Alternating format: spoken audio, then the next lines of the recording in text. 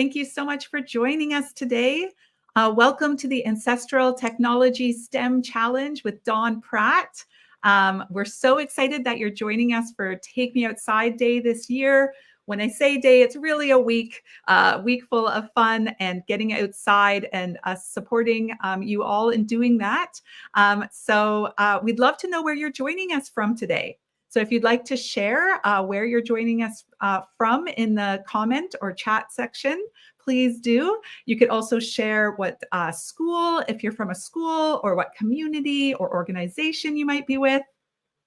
It's fantastic to see some of that information coming in right now.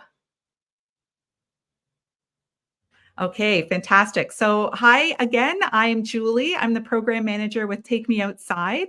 I'm joining today from Dish with One Spoon, Wampum Belt, Covenant and Between the Lakes Treaty 3 land, the traditional territory of the Mississaugas of the Credit, land which has been stewarded by and continues to be stewarded by the Haudenosaunee and the Anishinaabe. And Rachel from Take Me Outside is also joining us today. Rachel is tech support, so she'll mostly be behind the scenes, but she's out right now to say hello, and will be out, or she'll be active in the chat or the comment section, as it's called in StreamYard. So if you have any problems, technical difficulties, or just questions or comments, please share them there, and Rachel will get to them right away. And I want to start things off with letting you know that Take Me Outside would like to acknowledge and celebrate the diverse environments and people across Turtle Island whose lands are the places, spaces, and teachers for our work. The speakers and presenters this week come from a wide range of nations and places across Turtle Island. We want to begin by acknowledging that outdoor learning recognizes humans are an interconnected part of the natural world, as part of relationships that have been stewarded since time immemorial by the First Nations, Métis, Inuit, and Indigenous peoples who have lived here before colonialism and continue to live and thrive here despite it. We begin with gratitude and the utmost respect for the land and all our relations on, above, and within her. We offer our gratitude and respect to the many Inuit, First Nations, Métis, and other Indigenous peoples who continue to protect and share their deep relational knowledge to facilitate ongoing relationships with her, the land. Sharing your languages of relationship, reciprocity, respect, and responsibility encourages the heart of outdoor learning. And we also acknowledge that the work of truth and reconciliation is a journey of lifelong learning and work. We commit to supporting educators and rising to the Truth and Reconciliation Committee's calls to action. Numbers, specifically these numbers, 6, 12, and 62 to 66. Those are the calls to action related to education. And as you all explore outdoor learning this week, we ask that you take time to learn about and recognize whose traditional land or territory you live and play and explore on. Tim Patterson, who's an Indigenous mentor and hiking guide from the Little Nicola Band, says it's not just about acknowledging the land or the people of a particular land, but asking, what does this knowledge and feeling compel you to do? So I would really love for us to sit with that and think about, I'm sure everyone here is familiar with land acknowledgements, but how do we go beyond that? And not only recognize the land we're on and the history and the traditions here, but also what is that honor and what are those feelings and what is your own connection to the land compel you to do, make you want to do? So throughout this week, we hope the sessions and the speakers inspire you from all walks of life to head outside and connect to the land. We hope you experience the way the land can love and nurture and heal. I know for me, that's a really huge, beautiful part of my life is my connection to the land. So we're so excited that you're part of our week, Take Me Outside Week. That's what it's all about. Okay, well, I would love to introduce our presenter today. We are so grateful to have Dawn Pratt joining us today. So Dawn Pratt is a member of the Musqueam Anishinaabe Nation, and with varied experience in science education and an indomitable spirit, she has forged a professional consultancy company, Aski New Tau STEM Enterprise, and as an Indigenous STEM educator, or educational expert, I should say, for the past 20 years. So STEM, as many of you might be familiar with, stands for science, technology, engineering, and math. So Dawn earned a Master of Science degree with a specialization in the design of organic absorbent materials at the University of Saskatchewan. And that was towards the removal of arsenic from contaminated water. So Dawn is fundamentally driven to reinstate Indigenous elder and knowledge keeper teachings into STEM education for the benefit of Indigenous people's futures. She seeks to amplify Indigenous STEM role models and Indigenized STEM content by transforming instructional practices and curricula in ways that embrace Indigenous cultural, linguistic, and land-based traditions and resources. Dawn, we are so grateful to have you here with us. We want to offer you tobacco and a gratitude for you sharing your incredible knowledge and experience with us today. Rachel's holding the tobacco tie with her because the tobacco is actually with her in Winnipeg, and she will be mailing it to you after today's session. But I will pass things over to you, Dawn. Thank you again for sharing your knowledge. Oh, well, thank you for inviting me. As mentioned, I'm a scientist. I love science, and I don't think I've really grown up yet. I don't think I have to grow up when you're a scientist. And I wanted to, we wanted to make this a planning workshop for you for building your own flotation device. But this workshop's built around the birch bark canoe, and I have one, a small miniature birch bark canoe from an Inuit artist in up north in Inuvik, and I ordered this, and it's all made of birch bark, and I really admire all these tools and ancestral technologies and tools, especially the birch bark canoe, and the I do one on the teepee, but I thought it would be really fun if we did a planning session with the materials that your teacher brought for your to the classroom today, and we could talk about the materials, what materials that you would think you would use for your design on your flotation device, because you're going to test your flotation device in water. So it's going to have to be able to be waterproof, and it's also going to have to be able to hold weight, and it's going to have to not only hold weight and be waterproof, but it's also going to have to balance with the weight in the water. So there's like three challenges you have to think about when you're designing your flotation device. And I like the canoe. It's an Indigenous design and technology. I like that they didn't have Dollarama to go run to or Canadian Tire to go run to and buy their materials. They had to use what was on the land, and they had to use a lot of indigenuity with the materials. This is the birch bark. They have to know when to harvest the birch bark. They had to know not to take too much birch bark because to kill the trees. They didn't want to kill a tree. So they had to know when to harvest the birch bark, how much to harvest it. They had to know how to make it waterproof. They didn't have, all the chemicals that we have now to make things waterproof. They had to know a lot about the land in order to make, this is their form of transportation. This is their form of transportation to get around on the lakes and the rivers. And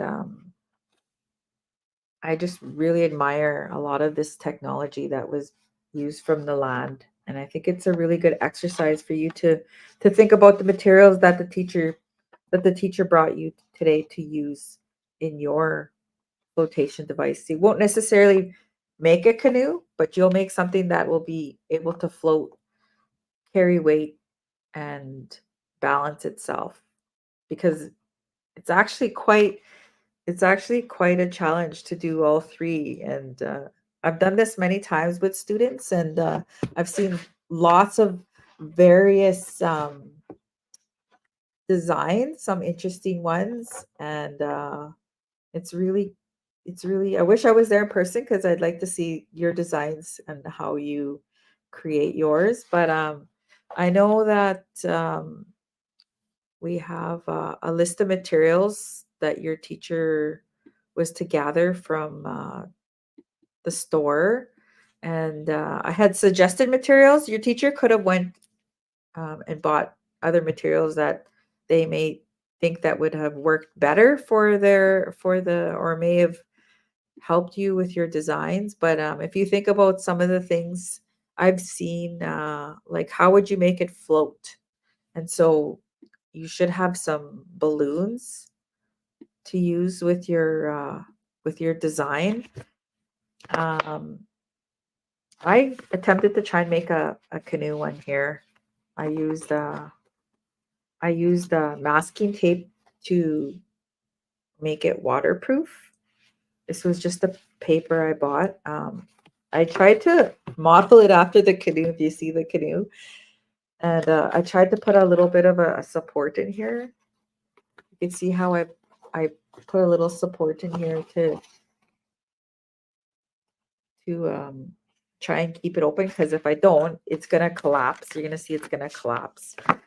But this was my design. I was trying to actually make some kind of canoe design, but you can make other designs that you think would work better, or but there's like materials like, balloons. You could try and use balloons. There's duct tape. Definitely need duct tape to help with your I'm giving you a couple tips.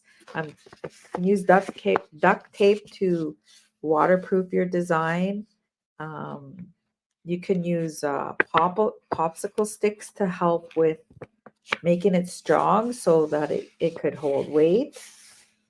um, Balancing might be a little bit of a little tricky to balance weight. I'm not sure what uh, your teachers got for testing the ability for it to hold weight.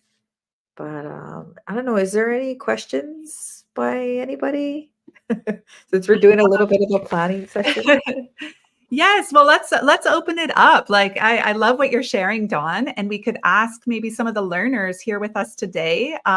What could you do with the balloon to help maybe make your flotation device float? The balloons you would obviously you'd have to blow them up. Not too big. They can't be too Mm. small. Gotta blow them up just enough.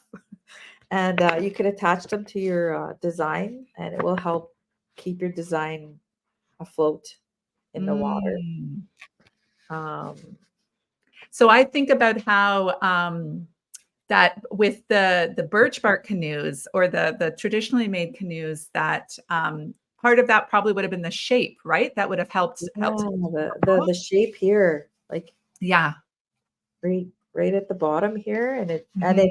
it mine collapses, right? You can see mine would definitely collapse in the water. That's why you have also these things inside the boat. You could see inside the canoe. Yes. They have Yeah. these. I'm not sure what Provide some they're called. structure. The skeleton, I guess, or the Yes. ribs of the canoe. They have ribs Yeah. in the canoe.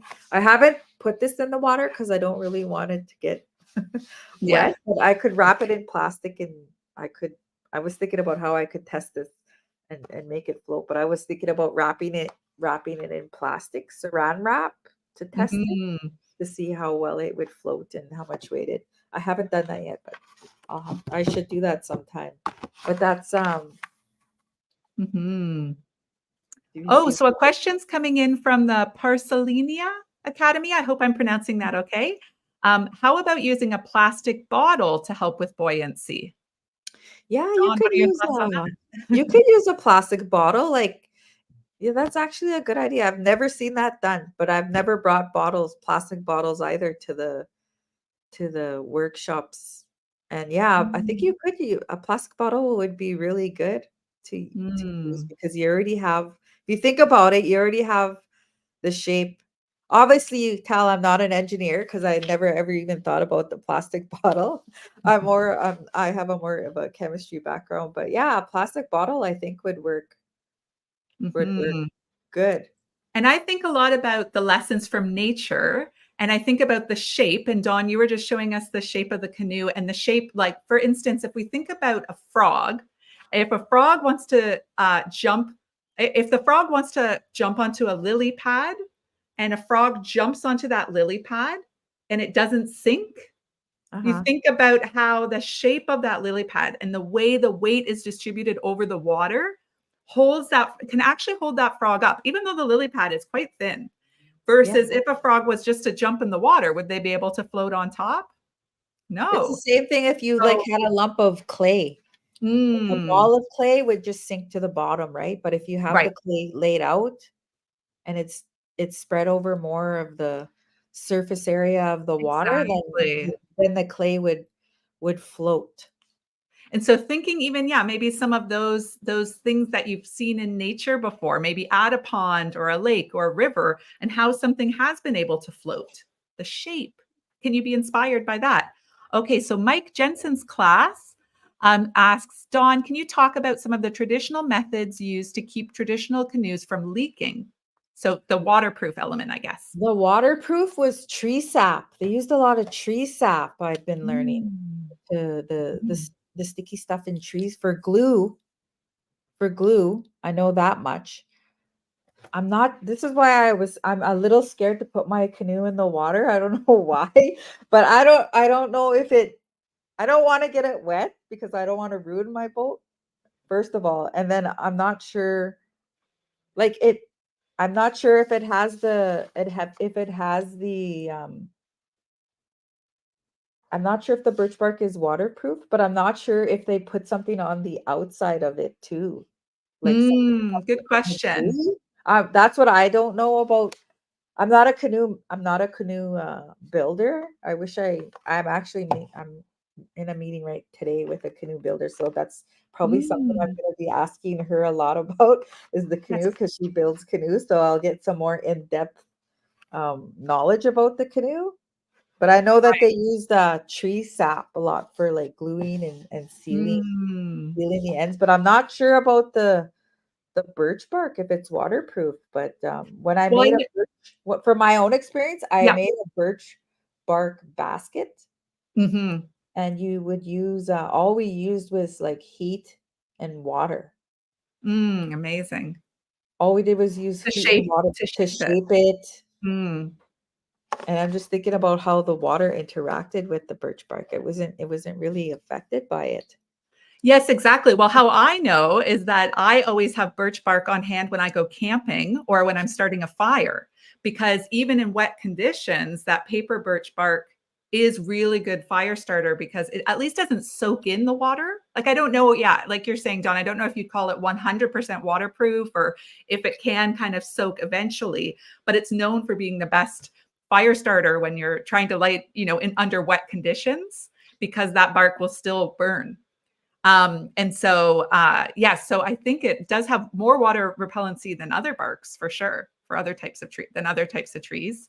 Yeah, And there something actually might be some like science behind the Mhm. material. If it is waterproof, there might be actually some science behind the waterproofness of birch bark. For sure. And something else I was noticing, Dawn, from the model is in my mind, I would think maybe they would use the white part, the paper birch part that we kind of recognize, but it's inside out to what I would imagine. Like it looks like the yeah. So it looks like that white bark on the inside is the stuff we see on the outside of the trunk, the outer bark, the white birch bark. If people have seen that before, that kind of beautiful white bark that peels a bit, and then that yellow side they've put on the outside of the canoe, but that's actually the inside bark. So that's interesting as well. Yeah, when we made birch bark baskets, you could use either side of the Oh, birch. interesting. Yeah. But maybe it helps when it's in the water, maybe that inner bark, it looks smoother. It doesn't look like it peels away the same way as the outer bark. So maybe that helps kind of keep it, if it's going to be in the water for a long time, keep it kind of fresh and maybe hold up for longer. But yeah, so beautiful, so cool. So Well, I don't know if that's stimulating some of their thinking for their planning, their designs. Yes. Well, we have a couple more questions. Maybe we can have a look at. So, Gian Leando, they're learners at Dalhousie School, grade 5. How would you recommend to make it stable but light? Oh, they're thinking about the weight. Well, when you think about light, like that's something too you got to think about is light materials, styrofoam. You could make it light, right? Hmm. Styrofoam floats too. A plastic bottle, you'd be light, but then again, you have to worry about balancing the curve of your plastic bottle, right? How to make sure it doesn't tip because then it Yeah, might take on water yeah. inside. Yes. So yeah, there's different materials. You could probably use styrofoam if your teacher got you styrofoam. Like there's styrofoam cups, right? Yes, and thinking about but I think it's a really good point that you'll probably wanna think about sometimes you keep adding more and more to your design, more and more tape and more, but there is gonna be a point when then it becomes too heavy, even if the shape is really good, even if you have a balloon, even if you have that bottle, I've seen thinking not students overdoing it with the weight, I I've think is seen a good point. students use popsicle sticks, Mm. building like a platform from popsicle sticks. Oh, more like a raft. Yeah, like a raft, and then they use like duct tape, and then some of them will use the balloons for the bottom of it to keep it afloat. Mhm. And then the way you position the balloons could help it balance too. Mhm. Yeah, so I've seen all Definitely. kinds of double layers, even like a bottom platform and a top platform. So if the bottom platform sunk, that there was still the top platform of the boat. Ah, that reminds me of when you make a tower and you want it to balance, you wanna make it really high, you have a base, a good base, so maybe the platform helps with that, but then the second platform, just in case, that's your Yeah. backup plan. Yeah, but I don't know, I don't think it worked that well. I think Yes. it needed more. Um, okay, great. So a couple more questions. Oh, With Nicole the Zimmerman's learners wants to know if we wanted to go outside, are there any materials you suggest we could try using? Oh, so more natural materials maybe you that could you could use the natural materials like again, I don't like I'd say I would rather get advised on how to harvest the bark off a Yes, tree. I yes. would rather get like somebody who knows more about harvesting bark and when to harvest it. But yeah, I'm pretty sure you could use like I know I think one teacher suggested using only things you'd find in the environment, Mm, natural materials, as opposed to using something like styrofoam or plastic bottles. I think mhm. she challenged her students to use natural materials. Yep. So And you could so I've done a little bit of that before with when I yeah. worked at an outdoor summer camp. And a really good one for who have milkweed, common milkweed in their area, this time of year, those little pods are opening up and the fluffy seeds are coming out, if anyone has that around in their yard. But those pods, now that they're dry and open, they have a bit of a boat shape to them. Or So even like, you I might don't want know to how use those in many your have backyard. access to, like the lily pads. Mhm. I know I've seen them in plant stores where you can where you could buy things like that if you don't have Mhm. access to them. But even Or the big leaves, yeah, I was gonna say huge this time of leaves. year, might be extra leaves in your area.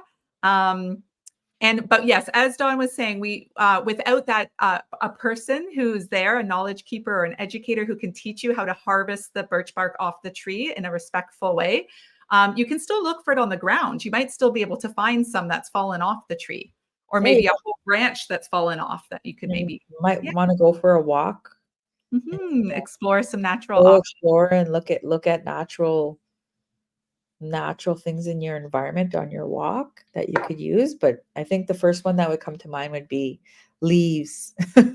And Mhm. if I don't have a big leaf, then maybe how would I join small leaves and make them strong? Ah, how would you Even connect? like weaving. Like I've seen huts that are, the roof of huts that are designed, the indigenous weaving they use, Mm. and like rain doesn't come in through through the huts, Oh, yes. I mean, right? squirrels, the squirrel, the eastern gray squirrel makes its whole dray, its little waterproof home is all leaves. But they kind of weave it together and build it in a way that it's at least, I think, pretty waterproof. Their You, babies are dry in there. you just have to be really I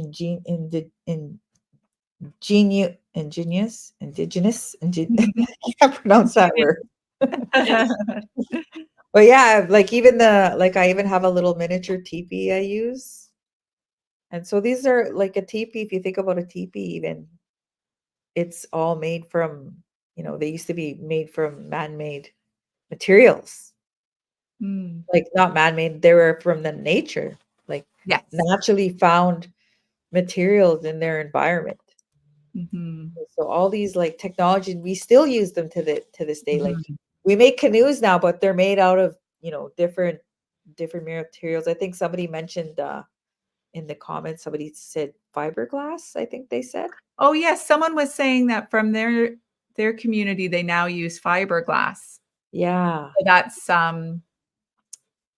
Pearline. Oh, there you go. Yep. Pearline Um, shares Tansy from Chief Little Pine School. We are River Valley people, and the Battle River goes right through our community. Our canoes are fiberglass today. Well, I mm, know fiberglass is good for portaging. Those canoes, they're much lighter. They're yeah. very light and durable, I think. Yeah, and if you think about like if you want to design even spaceships, they're always studying materials and Mm, light materials, and they're strong, and they design their spaceships like the insulation. They use like the beehives, the way mm, bees make honey, the way yeah, the the honey is. honeycomb shape. Yeah, they use like the honeycomb shaped inside the lining of a spaceship for insulation. I learned that. That was like, so a lot of their, like even NASA uses, designs from nature, and they try and use really, they try and find the lightest materials for their spaceships. So Yes. For yeah. sure. It's called biomimicry. So there's a whole huge amount of scientists out there that are looking to nature for inspiration on how to make Yeah. designs. And Dawn, I love that you shared that. I didn't know that about Yeah. spaceships and honeycomb, but with so many examples, like Velcro, for instance, is when if you've ever had a burr on you, one of those little seeds that stays on you, and or stays on animal fur, or maybe gets caught in your hair and it wants to kind of let you take it somewhere else. Maybe we call them a hitchhiker because they hitch a ride on you, or an animal fur, and then the plant can grow somewhere else because there's seeds inside. Well, guess what? That was the inspiration for Velcro, was those burrs and how they kind of hook together. And so if you've ever, I mean, all of us probably have Velcro or had Velcro shoes. Maybe you have Velcro on your shoes still. Um, and that, yeah, that was the inspiration for that. So there's so much that nature can teach us.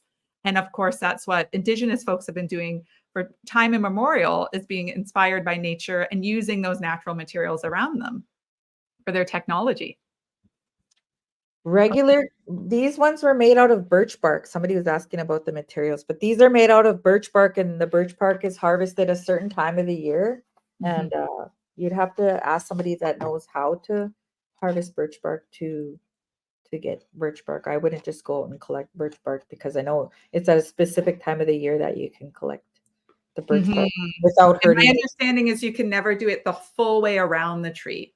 That would Yeah. kill the tree if you did the whole way around. So you definitely want someone who has that knowledge to show you the way where it's not going to hurt the tree and it can be a respectful way to harvest. Yeah.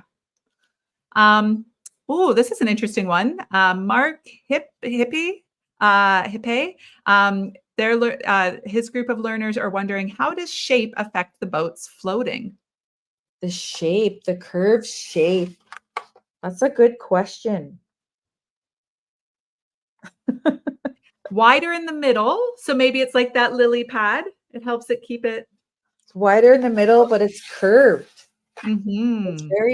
It has a nice curve. I don't understand what I don't understand, which I think about, is like, know how did they know exactly to how wide it should be? Mm. The curve, like those are still things I kind of ponder still. Like instead of opening up a textbook or Googling it, I kind of wonder, how did Indigenous people know how to curve it? How wide should they curve it? Because if it was to me, like, I would need a calculator, a ruler, and, all this scientific equipment, but how did they do it without doing all these measurements with just Mm. the tools that they had on the land? I also wonder, Don, you're now bringing up to me a question of I wonder if they practiced making small ones first, like the size you have, before they tried to make big ones that would hold people. I wonder if there was, they were working with smaller designs first and testing those. I wonder. Yeah, so I wonder about things like that because to me, I think they didn't have rulers and they didn't have, you know, they knew what, I guess, ratios were, but we call them ratios, right? So they would have to have they would have to know what ratio to use. And you know what? Somebody said the shape of ducks. They probably did study. They studied the animals and the land, and they knew it so well. And yeah, somebody mentioned ducks. Yeah, But Nicole when you think about Zimmerman. beavers, we use the dam like for our hydroelectric dams. That Mhm. concept is also from the beavers building dams, right? Exactly. So they that's a, And actually changing the flow. they Yeah, of studied water. they studied the land, they knew the animals, they observed, like, sometimes I wonder and said, did they think about flying? And then, I was talking to one of my cousins one time. I'm like, I wonder if Indigenous people thought about flying, and they're like, oh yeah, they did. They had, the butterfly dance with the fancy dance, um, Mm. and in the powwows, and your feet aren't supposed to touch the ground when you're a dancer. They have to touch the ground really fast when you're fancy dancing. I'm like, oh yeah, they had to have thought about, how do we fly? Like, how does a bird fly, right? So, Ah, so like all and these the little quick things, feet. I try not to go, like there's a scientific understanding, but then it's like I am always trying to understand a perspective from, like, the Indigenous perspective of the land and the animals, and that's all they had, was how to build all these, like, technologies we still use today that are modernized, but they built these technologies, and they built them just by their pure observation as a scientist, and Mhm, mhm. observing the animals, and like somebody mentioned the shape of a duck. They probably said, oh, like, well, this is how ducks float, and Yes, we need some exactly. kind of, like, we need a wider surface area. But I'm still baffled about, like, how, like, because I was trying to do it. I'm like, I don't know if I'm, like, I don't know if I have my ratios right or what. Mm. I just kind of went with designing the canoe and trying to make it Experimenting. stable, and so this is my Mhm, prototype, I guess you can say. My attempt at making a canoe. And but yeah, so it's interesting to think about.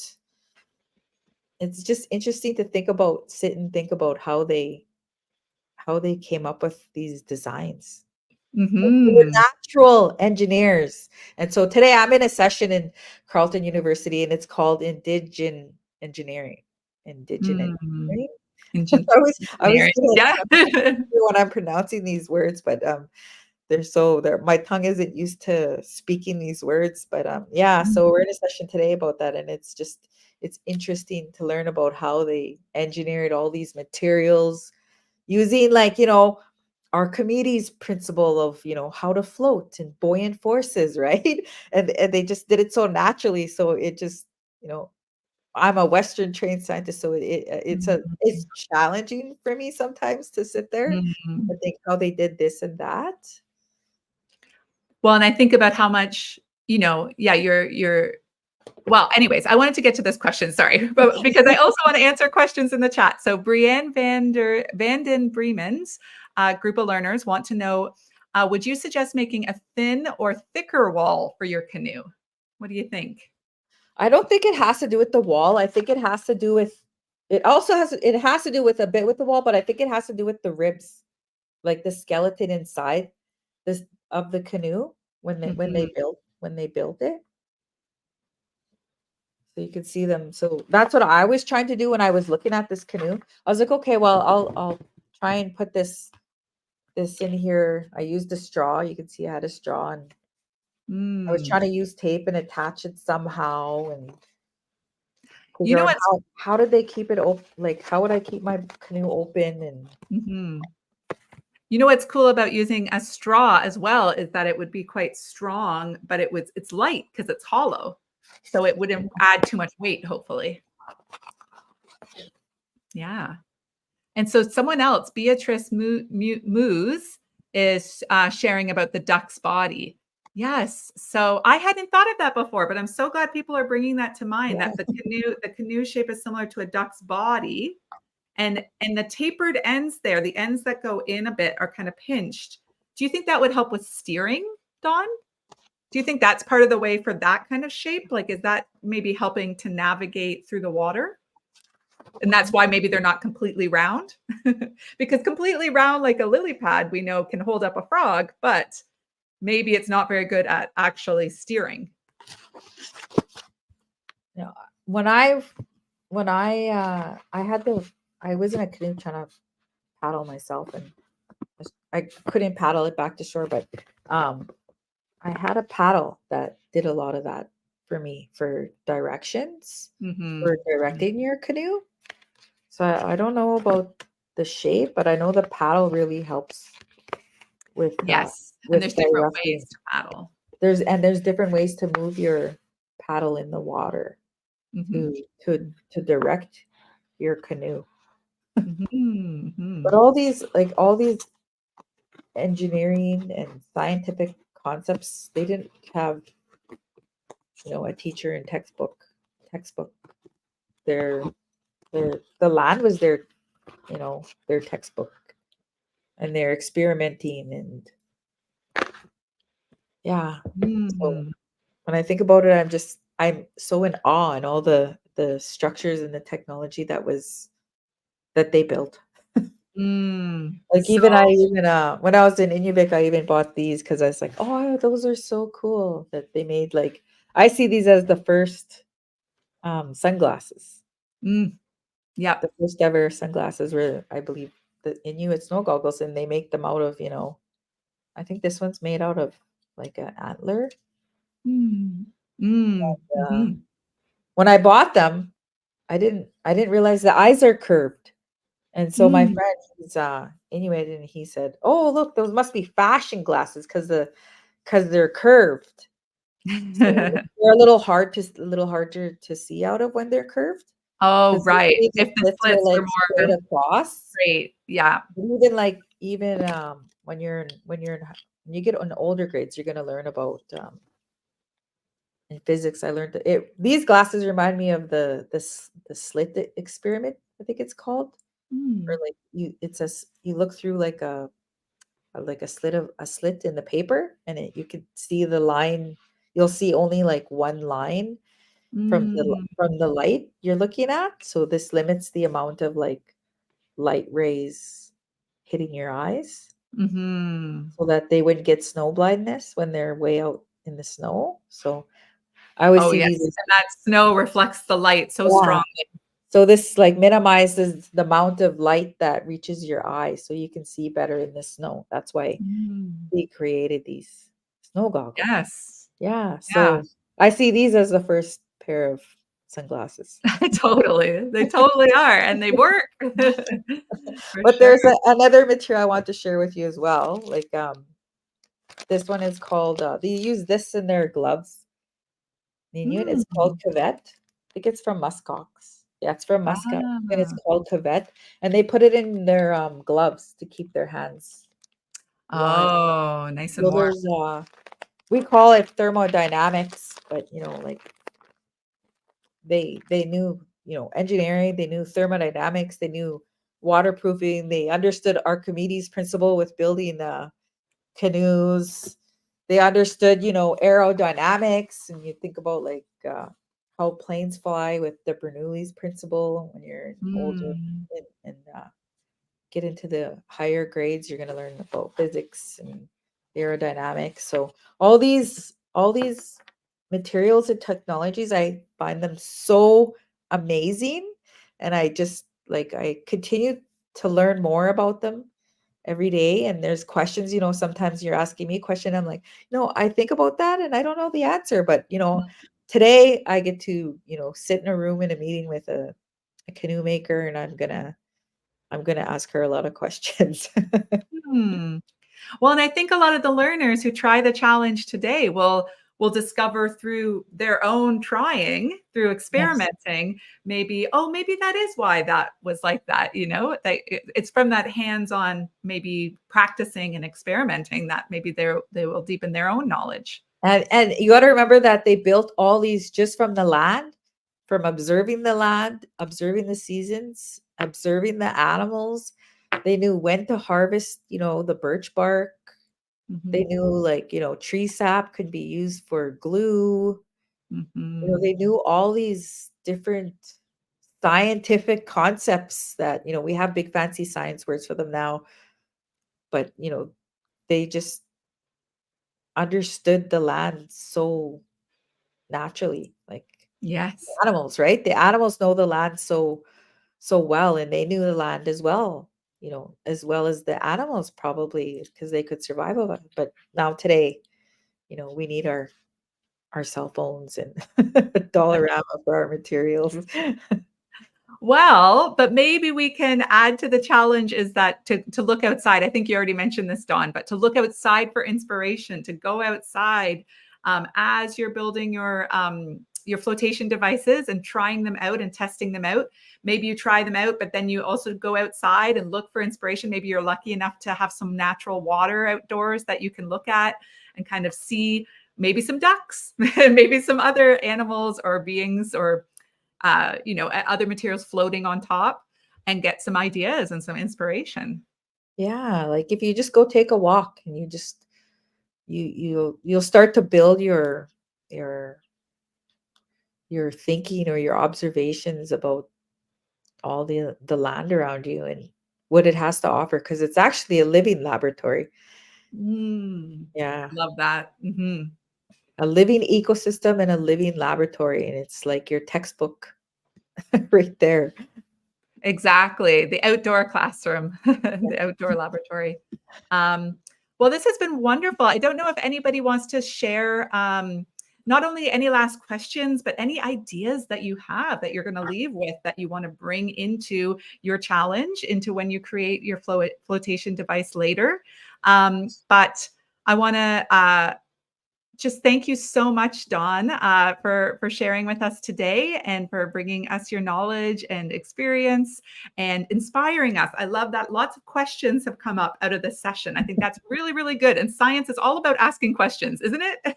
Yes, it's And then about, experimenting. asking questions, and science is about science isn't have all the answers. Science is about making those mistakes, and then you Mm, learn from those mistakes and you build upon them, and then you just keep tweaking and you keep refining your designs until you get, what you want, and and when it works. That's what science is about. A lot of people think scientists have all the answers, but we don't. We do it through making tons and tons of mistakes and redoing them and tweaking them until you know, we get or we understand something. yes. Yeah. Exactly. Okay, so we want you to go out there and to practice and to make mistakes and learn. And so, also, if you want to share what your plan for going outside is today, maybe it's to get some inspiration for your own flotation devices. But thanks again so much, Dawn. We just want to quickly let you know the next session's coming up today after this one. We have Relational Path, Learning to Live with the Land, an author read aloud with Emma Metallic and artist Natalie Lauren. That's coming up right after this. And then tonight, for teachers, for adults, we have a natural curiosity throughout the seasons, and that's a professional learning workshop tonight. So you should, educators, you should have those links in your email. Please join us for that. But also, oh, one last note.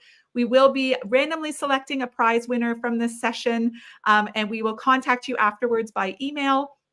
We want to thank you, thank all of our our partners that donated prizes. So that's the Outdoor Learning School and Store, New Brunswick Environmental Network, and MEC. And so we're going to thank them so much for donating some prizes for us. But also, please feel free to post your challenge on your flotation devices, photos of those on social media, and tag us, because we also give out a daily prize for someone who's shared about what they're doing for Take Me Outside Day. So we would love to see your creations. And I'm sure Dawn would too. So Dawn will definitely share those creations with you. Yes, please. I want to see them. So if you could tag or hashtag Take Me Outside, I would really like to see these designs that the students come up with. I want to see their creativity. Yes, me too. Okay, well, thank you so much, All everybody. right. Thanks again, Dawn. We really, Bye. really appreciate having you here and sharing all your knowledge with us. Okay, thanks, everybody. Hope to see you later in the week.